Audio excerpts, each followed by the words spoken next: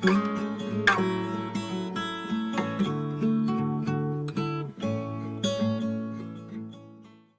I'm Syed Haider. And I'm Tara Beret.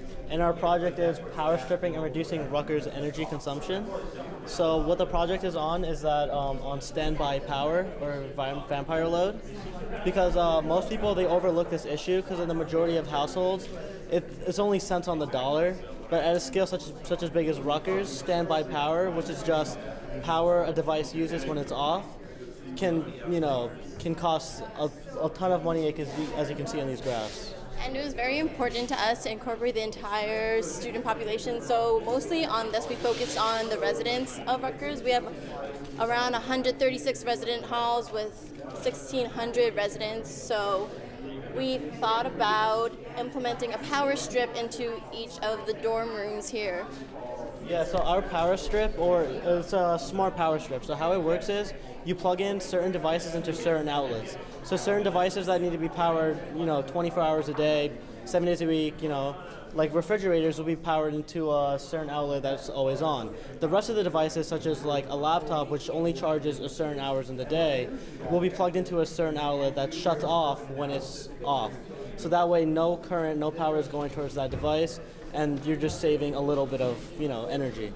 The system we used was based off of, our 1 kilowatt hour was 0.109 cents on the dollar, which is very, very on the conservative end because it can be much more for the New Brunswick area.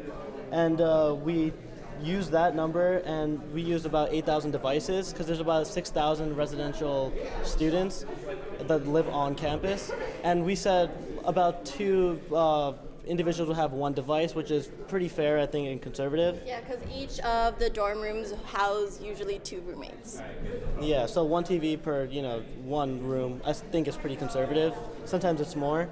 And we use that number times the power a device uses during standby energy, and we got those numbers from like the Lawrence Berkeley National Laboratory.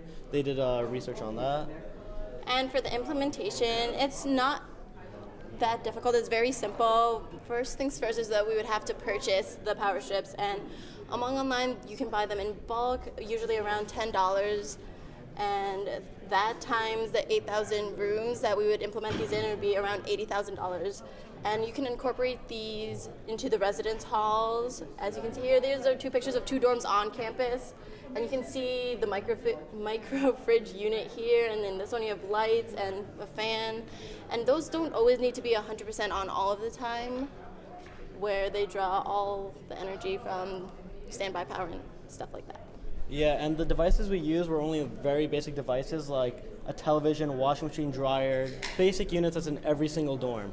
And then we have this other table, which is possible devices that could be in a room, such as Keurigs, video game console, cell phone chargers, and this is only like a dozen devices, and you're already saving about $500,000 a year. In about 4 years, it'll be $2.1 million, which is on the conservative end of things. So with much more devices, you can see these Christmas lights, fans, all these things. There's no one even in this room, and the fan is on. So all these little things can save millions of dollars over a 4-year period. And to sum it all up, what we would like to portray is basically students becoming more energy conscious and how much energy they use. And by implementing these power strips, it's every time they plug in a device, they're like, oh, this is saving energy because this is not just a regular surge protector or a regular outlet. You're saving energy and creating a better mindset for you and your electricity bill. Large devices on the new system is pretty much the big devices that are in every single room. That's how we split it off.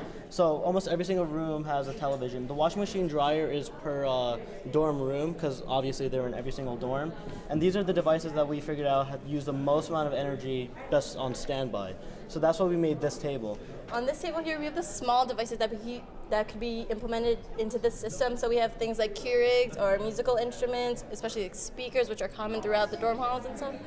So while these are not as common or as large as these draw a smaller amount of power, which do not usually, one doesn't think that one would draw that much power from it. So, but in reality, by combining all of these could amount to around $400,000 worth of electricity throughout the university.